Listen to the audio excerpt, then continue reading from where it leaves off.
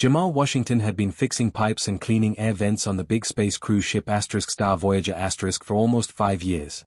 The ship carried rich people from planet to planet, and Jamal's job was to keep all the hidden parts working so the passengers could enjoy their fancy vacation. It was a Tuesday morning when everything changed.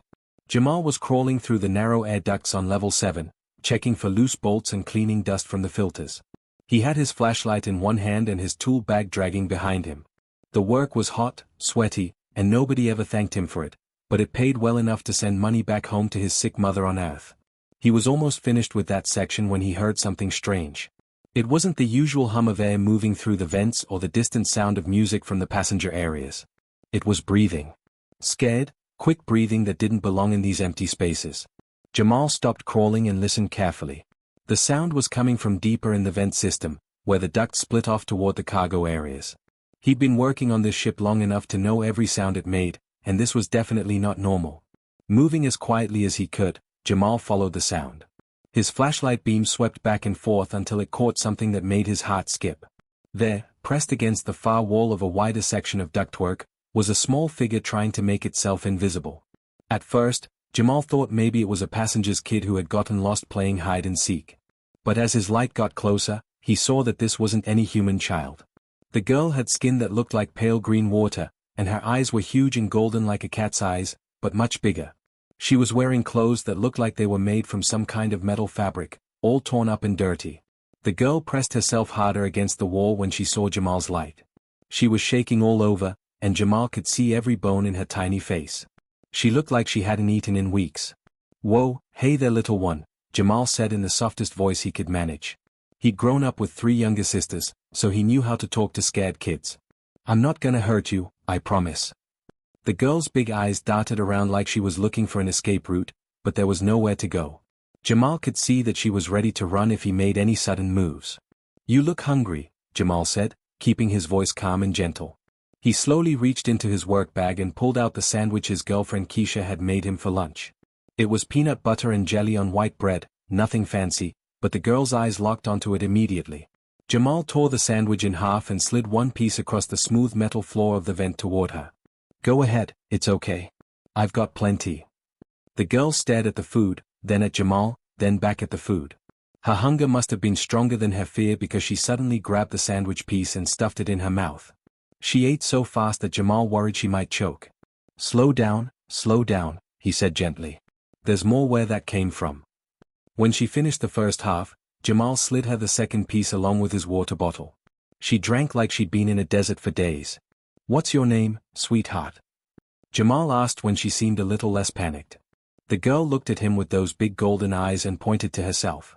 She made a sound that was like a whistle mixed with a chirp. It sounded like Kira or maybe Kira. "Kira?" Jamal repeated, and the girl nodded quickly. "That's a pretty name. I'm Jamal." He pointed to himself. "Jamal. I work here, keeping this big ship running." Kira tilted her head like she was trying to understand. She pointed at herself again and said Kira more clearly this time, then pointed at him. "That's right, I'm Jamal. And you're Kira." He smiled at her, and for the first time, she didn't look quite so terrified. Jamal sat back on his heels, thinking fast. This little alien girl was obviously hiding from something or someone. She was hurt, hungry, and alone in a place where she didn't belong. Every instinct he had told him to protect her. "Listen, Kira," he said quietly, "I don't know how you got here or what you're running from, but I want you to know something important." He leaned forward just a little, making sure she was looking right at him. "You're safe now. I'm going to make sure nothing bad happens to you, okay?" Kira might not have understood all his words, but she seemed to understand his tone. For the first time since he'd found her, she stopped shaking. Over the next few days, Tell knew he had to find a better place for Kira to hide. The air vents were cramped and cold, and she needed somewhere she could stretch out and feel safe. He remembered an old storage room on Deck 5 that hadn't been used in months. The ship's computer system showed it was officially empty, which made it perfect. During his lunch break, Tell snuck down to the storage room with some blankets from his own quarters and a small portable heater he'd borrowed from the maintenance shop. The room was about the size of a walk-in closet, with metal walls and a single dim light. It wasn't much, but it was warm and hidden away from the passenger areas where security rarely checked. He made a little nest in the corner with the blankets and set up the heater so Kira would be comfortable. Then he went back to get her from the vents, carrying her piggyback style through the ship's service corridors when no one else was around. Kira's eyes went wide when she saw her new hiding spot. She touched the soft blankets with her small green fingers and looked up at Tel with something that might have been the beginning of trust. "This is yours now," Tel told her, showing her how the door locked from the inside. "You'll be safe here." For 3 days, everything went smoothly. Tel brought Kira food from the crew cafeteria and spent his breaks teaching her simple English words. She was incredibly smart and picked up new words fast. She could already say hungry, water, thank you, and Tel pretty clearly. But on the 4th day, disaster almost struck. Tel was bringing Kira her breakfast when he heard footsteps in the corridor outside the storage room. He quickly signaled for Kira to hide behind some empty crates just as the door opened and his work partner walked in. Angela Brown was a tough woman who'd been working on starships for 15 years. She was the kind of person who followed rules and didn't like surprises. When she saw Tel standing in what was supposed to be an empty room with a plate of food in his hands, her dark eyes narrowed immediately. "Tel Washington, what in the world are you doing in here?" Angela's voice was sharp, but she kept it quiet out of habit. "And why do you have breakfast with you?" Tel's heart was pounding so hard he was sure Angela could hear it. He opened his mouth to make up some excuse, but before he could say anything, Kira peeked out from behind the crates. Angela's jaw dropped open. For a few seconds, nobody said anything. Then Angela stepped into the room and closed the door behind her. "Boy, have you lost your mind?" she whispered, but her voice wasn't angry anymore. It was worried. "Do you know what kind of trouble you could get in for this?"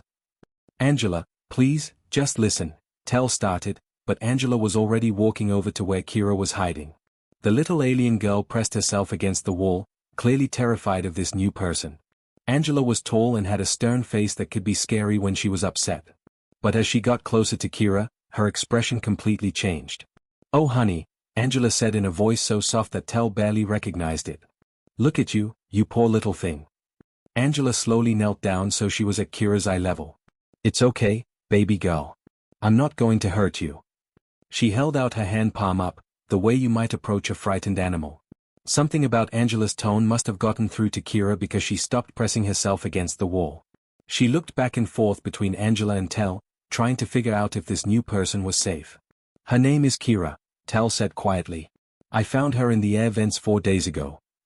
"Kira," Angela repeated, and the little girl nodded.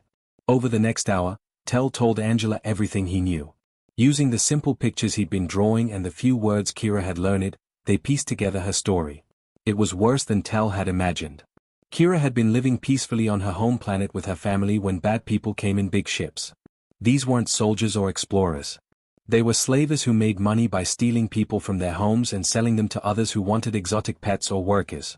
Kira had been torn away from her parents and stuffed into a dark ship with dozens of other frightened beings. During a stop for fuel at a space station, she had managed to slip away when her captors weren't watching. She'd hidden in the cargo area of the Star Voyager when it was loading supplies, hoping to get far away from the slavers. 4 weeks, she'd been living in the ship's hidden spaces, eating scraps and drinking condensation water from the pipes. She was terrified that the bad people would find her and drag her back to that awful ship. When the story was finished, Angela sat back on her heels with tears in her eyes. She'd always been tough, but seeing this scared little girl had broken through all her defenses. "We can't turn her into ship security," Angela said firmly. "They'll just contact the authorities at the next port, and those might be the same people who are looking for her." "That's what I was thinking," Tel agreed. "But I can't hide her forever by myself. Someone's going to notice eventually." Angela looked at Kira, who was now sitting closer to them and listening to their conversation with those big golden eyes. "Then we don't do this alone," Angela said. "We protect her together." From that moment on, Angela became Kira's second guardian. She brought the little girl new clothes that actually fit and showed her how to use the small bathroom attached to the storage room. Angela even taught Kira how to braid her strange, silky hair that seemed to change color slightly in different light. Together, Tel and Angela created a schedule so Kira was never alone for long. They brought her books and drawing supplies, and Angela started teaching her to read while Tel worked on her spoken English. But they both knew this was only temporary. Eventually, someone would discover their secret, and they needed to be ready for that day. 3 weeks had passed since Angela joined Tel in caring for Kira, and their little secret family had fallen into a comfortable routine. Every morning before his shift started, Tel would bring Kira breakfast and spend 20 minutes teaching her new English words. Angela would visit during lunch, bringing books and helping Kira practice reading simple sentences. The little alien girl was incredibly smart. She picked up English faster than either of them had expected. Within 2 weeks, she could hold basic conversations, ask for what she needed, and even make little jokes that made them both laugh. But it was something else about Kira that really amazed them. It started when the lights in Kira's hiding room began flickering. Tel was worried the electrical system was failing, which could draw attention from other maintenance workers. But before he could call for help, Kira walked over to the wall panel and placed her small green hand directly on the metal surface. Tel watched in shock as the flickering stopped immediately. The lights became steady and bright, better than they had been in months. "Kira, how did you do that?" Tel asked. Kira looked at her hand, then at the wall panel, like she was trying to figure out how to explain something complicated. "I can feel the electricity," she said slowly. "It talks to me." At first, Tel thought maybe it was just coincidence. But over the next few days, he noticed other things. The air circulation in their section of the ship was working perfectly. The water pressure in the nearby bathrooms was exactly right. Even the food storage units were maintaining perfect temperatures. When Angela came by for her usual lunch visit, Tel told her what he'd observed. "You think she's been fixing things?" Angela asked, watching Kira draw pictures with colored pencils. "I think she's been doing more than fixing things. I think she's been making them work better than they ever have." To test their theory, Angela brought Kira to see a broken coffee machine in the crew break room during the night shift when no one else was around. The machine had been out of order for 2 weeks, and the repair technician said they'd have to wait until the next port to get replacement parts. Kira approached the machine carefully and placed both hands on its side. She closed her eyes and stood very still for almost a minute. Then she stepped back and pressed the power button. The coffee machine hummed to life perfectly, brewing a fresh pot like it had never been broken at all. "Sweet Lord," Angela whispered. "Child, what are you?" Kira looked worried, like she thought she might be in trouble. Is bad?" she asked. "No, baby, it's not bad," Angela assured her quickly. "It's amazing. You have a gift."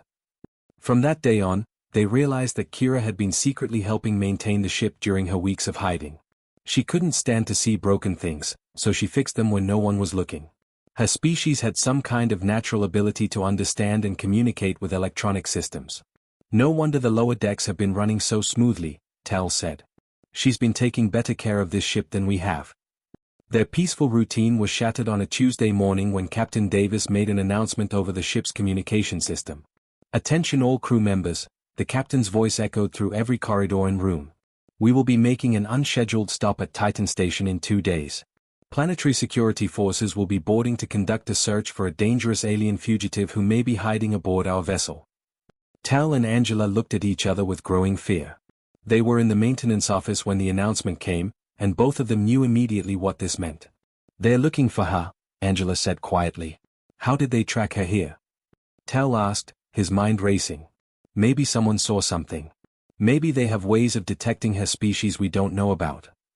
They rushed to Kira's hiding place and found her sitting in the corner, tears streaming down her green cheeks. She had understood enough of the captain's announcement to know she was in trouble. "They coming for me," she said in her careful English. "The bad people, they found me." Tel knelt down beside her and took her small hands in his. "We're not going to let them take you, Kira. We'll figure something out. Maybe we can hide you somewhere else on the ship," Angela suggested. "Somewhere they won't think to look." But Kira shook her head. "They have machines that smell me. They have pictures of my energy." She struggled to find the right words. "Wherever I go, they will find." "Then we get you off the ship before they board," Tel said. "We'll put you on a shuttle to another planet, somewhere safe." "No," Kira said more firmly than they'd ever heard her speak. She stood up and looked directly at both of them. "They find me anywhere I go. Other planets, other ships, everywhere. But here." She gestured around the small room that had become her home. "Here I have you. Here I have family." Angela's eyes filled with tears.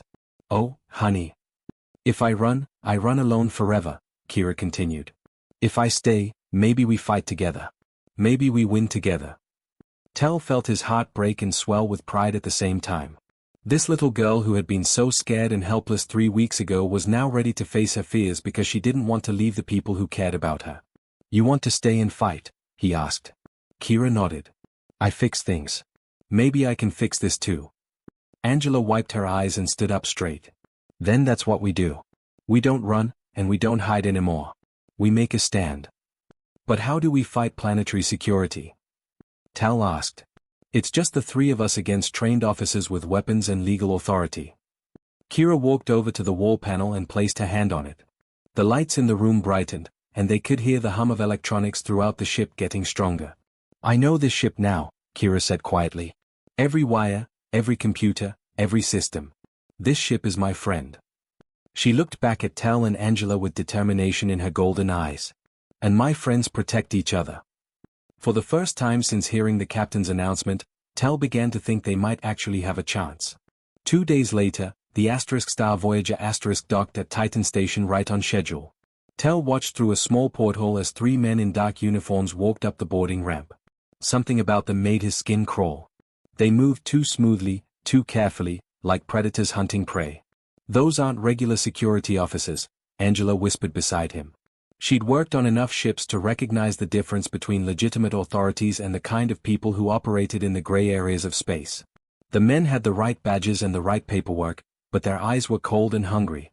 Real police officers usually looked bored or tired when they boarded cruise ships for routine searches. These men looked like they were about to collect a big payday. Captain Davis met them at the airlock and escorted them to his office. Through the ship's communication system, passengers heard an announcement that there would be a brief security inspection, and everyone should remain in their cabins or designated areas. Tal and Angela knew they had maybe an hour before the fake officers started their systematic search of the ship. They raced down to Kira's hiding place and found her already packing the few belongings she'd accumulated. Time to go, she asked calmly, though Tal could see her hands shaking slightly. Time to go, Angela confirmed. We're going to take you through the maintenance tunnels to the emergency shuttle bay. From there, maybe we can get you onto another ship. But as they prepared to leave, Kira suddenly stopped and tilted her head like she was listening to something only she could hear. What is it? Tal asked. The ship is scared, Kira said, pressing her hand against the wall. Something is wrong with its heart. Before either of them could ask what she meant, the lights flickered and a low rumbling sound echoed through the corridors. Emergency alarms started blaring, and the captain's voice came over the communication system. All passengers remain calm. We are experiencing a minor technical difficulty with our power systems. Engineering teams are addressing the issue. But Kira's face had gone pale green, almost white. Not minor, she said urgently. Big problem. Very big problem. The three of them ran through the service corridors toward the main engineering section, with Kira leading the way. She seemed to know exactly where to go, following the ship's internal systems like a roadmap only she could read. Behind them, they could hear heavy footsteps and harsh voices. The bounty hunters had started their search and were working their way through the ship methodically. They had scanning devices that could detect alien DNA, and it was only a matter of time before they picked up Kira's trail. This way, Angela hissed, pulling them into a narrow maintenance shaft that led directly to the ship's power core. As they crawled through the tight space, the rumbling got louder and the temperature started rising. When they finally emerged into the main engineering bay, Tal saw something that made his blood run cold. The primary power coupling that fed energy to the ship's life support, gravity generators, and navigation systems was glowing bright red and sparking dangerously. If it exploded, it would take out half the ship and kill everyone in the surrounding sections. Where is everybody? Angela shouted over the noise of alarms and grinding machinery. Emergency protocol, Tal realized. When the power core destabilizes, all non-essential personnel evacuate this section automatically. They were completely alone with a machine that was about to explode and take hundreds of innocent people with it. Can you fix it? Angela asked Kira desperately. Kira was already walking toward the failing coupling, her golden eyes reflecting the dangerous red glow. I can try, she said quietly. Kira, no. Tal grabbed her arm. If that thing explodes while you're touching it, you'll be killed instantly. The little alien girl looked up at him with a sad smile. If I don't try, everyone dies. You taught me that humans protect people. Now I protect people too. Before either of them could stop her, Kira placed both hands directly on the overheating power coupling. The effect was immediate and terrifying. Electricity arced between Kira and the machinery, and her entire body began glowing with the same energy that flowed through the ship's systems. Tal could see her pain as the massive power surge flowed through her small frame, but she held on. Gradually, the red glow faded from the coupling. The sparking stopped. The rumbling died away to a normal hum. Kira had somehow absorbed the excess energy and redistributed it safely throughout the ship systems. But the effort had nearly killed her. She collapsed to the floor, her green skin now pale and her breathing shallow.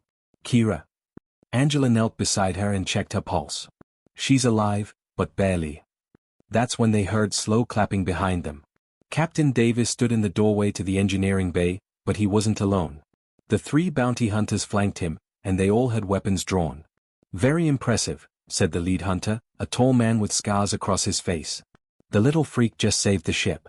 Too bad it won't matter when we drag her back to our clients. But before anyone could move, another voice cut through the tension. Stand down immediately.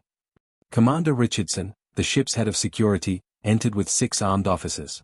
Behind him came Dr. Martinez, the ship's chief medical officer, and Chief Engineer Williams. Captain, Commander Richardson said formally, we've been monitoring the situation. These men are not legitimate authorities. They are wanted criminals in 3-star systems. Captain Davis looked confused. But they have proper identification. Forged, Dr. Martinez said, holding up a scanner. I ran their biometrics when they came aboard.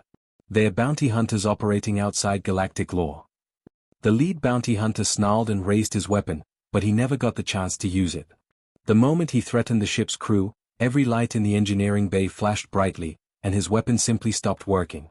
The same thing happened to his companions. Kira, still lying on the floor but conscious now, had her hand pressed against a wall panel. She was protecting her friends the only way she knew how. Arrest them, Captain Davis ordered, finally understanding the situation. As security officers put restraints on the bounty hunters, Captain Davis knelt beside Kira. Young lady, he said gently, I believe you just saved my ship and everyone on it. Kira looked up at him weakly. I live here now, she said simply. I protect my home. The captain smiled and looked at Tal and Angela. And I believe these 2 have been taking care of you. They are my family, Kira said, reaching out to take their hands. As the medical team checked Kira's condition and the bounty hunters were led away in restraints, Tal finally allowed himself to hope that maybe, just maybe, they had won. But he also knew that more hunters would come eventually. The people who wanted Kira weren't going to give up easily.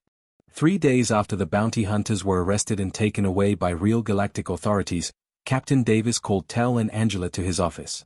They walked through the ship's corridors nervously, unsure what to expect. Kira had recovered from her ordeal and was back in her hiding room, but they all knew their secret was out. The captain's office was much fancier than anywhere Tal had ever been on the ship. Rich carpet, real wooden furniture, and a huge window showing the stars streaming past as they traveled through space. Captain Davis sat behind his desk, but he stood up when they entered and gestured for them to sit in the comfortable chairs across from him.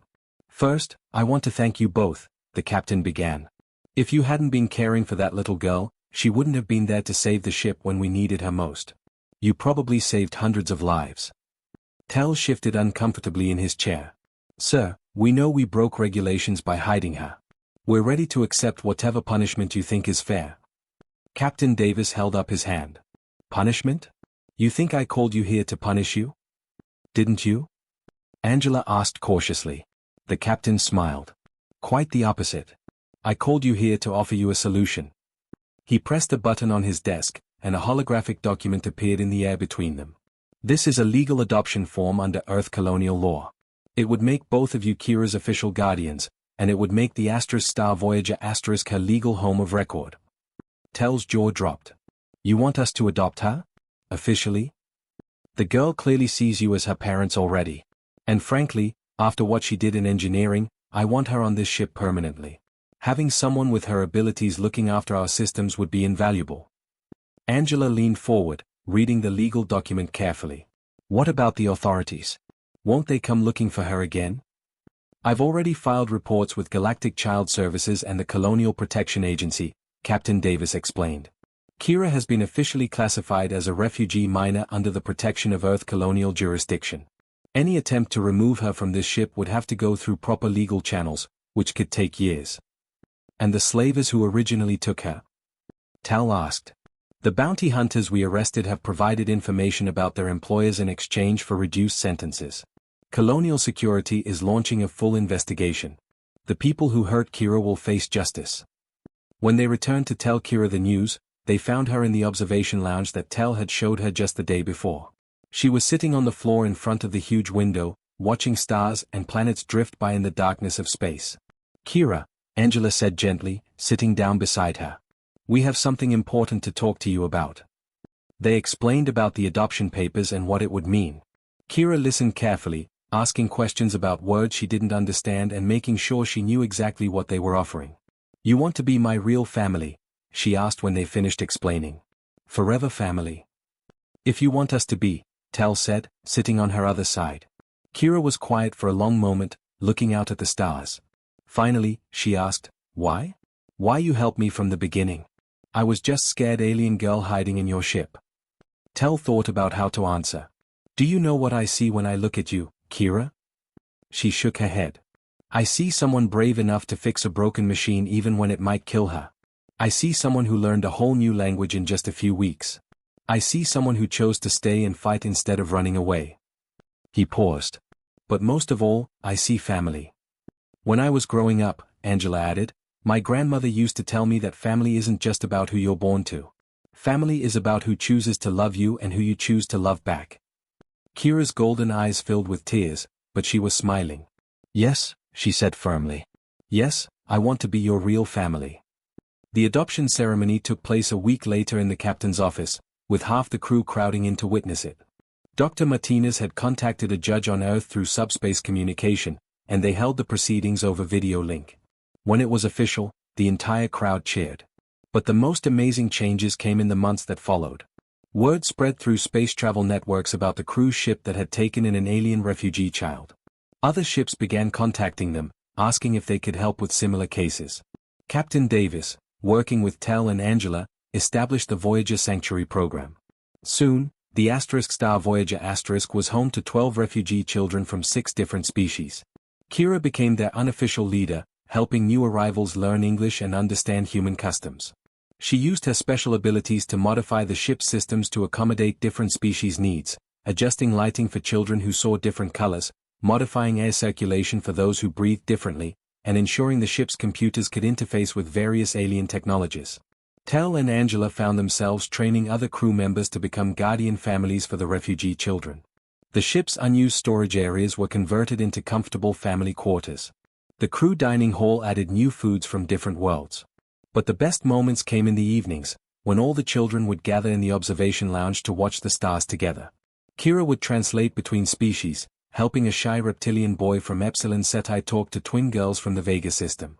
She'd teach them human games while they taught her songs from their home worlds. One night, as Tell tucked Kira into her bed in their new family quarters, she asked him a question that made him pause. "Papa Tell," she said, she'd started calling him that after the adoption, "do you think my birth parents would be proud of what I'm doing?"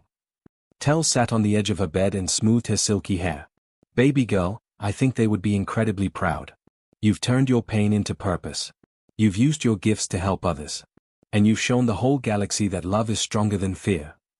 "The ship feels happy now," Kira said sleepily. "All the children, all the families, the ship likes having us here." "How do you know that?" Tell asked. Kira smiled and placed her hand on the wall beside her bed. "It hums differently now. Like a lullaby." As Tell turned off the lights and headed for the door, Kira called out one more time. "Papa?" "Yes, sweetheart. Thank you for making me safe that first day. Thank you for making me belong somewhere." Tell smiled in the darkness. "Thank you for teaching us what family really means." The ** Voyager * continued its journey through the stars, no longer just a cruise ship but something much more important. It had become proof that the universe's greatest power wasn't in weapons or wealth, but in the simple decision to care for someone who needed help. And at the heart of it all was a little green girl who had learned that home wasn't a planet or a place, it was the people who chose to love you.